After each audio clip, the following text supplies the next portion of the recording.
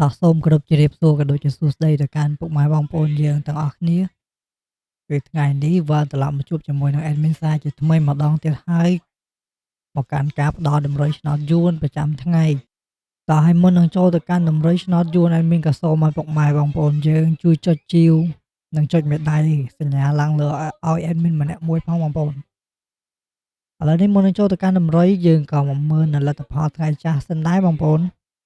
ថាមានចូលដែរឬទេបងប្អូន សម្រាប់ថ្ងៃហ្នឹងដូចជា admin ឃើញនេះគឺមានមកតែខ្ទង់ខ្សែបងប្អូនយើង admin ខ្យល់ដាក់រូប admin ខ្យល់ដាក់នេះឲ្យបងប្អូនយើងដឹងថាវាមកនេះសុទ្ធតែខ្សែទាំងអស់បងប្អូនគឺត្រូវតែអូសខ្សែទេទាំងម៉ោង4និងម៉ោង6ហ្នឹង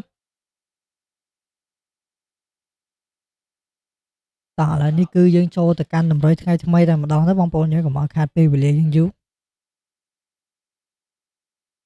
តោះ admin ដូរម៉ោងដូរថ្ងៃដូរខែសិនបងប្អូនតោះឥឡូវនេះគឺស្វាគមន៍មកកាន់តម្រុយថ្ងៃទី8បងប្អូនយើងតោះហើយលេខសម្រាប់លេខអូសថ្ងៃហ្នឹងគឺ admin ដូរឲ្យបងប្អូនយើងអូស9គ្រាប់ទី1ហើយយើងអូសខ្ទង់5ម្ដងបងប្អូនយើងអូស9អូស5 admin ថ្ងៃហ្នឹងឲ្យលេខឲ្យបងប្អូនយើងលេងប៉ុណ្ណឹងហើយសម្រាប់2លេខ admin ឲ្យ96និងមួយគ្រាប់ទៀតមាន47ដដែល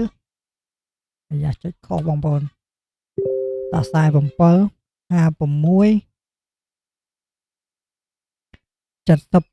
ងប្អូនយើងនេះគឺលេខហ្នឹងបងប្អូនយើងសម្រាប់2លេខនិងលេខអូសឥឡូវនេះយើងចូលមកកាន់3លេខ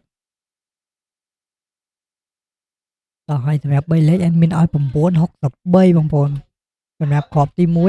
1ហើយចូលមកកាន់គ្រាប់ទី2យើង admin ឲ្យ547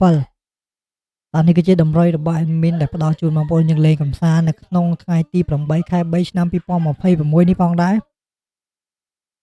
តោះសង្ឃឹមថាបងប្អូនយើងទាំងអស់គ្នាទទួលបានលាភជ័យពី channel របស់ admin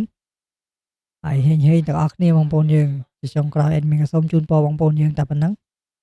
ហើយ admin សូមជម្រាបលាបងប្អូនយើងតែត្រឹមនេះ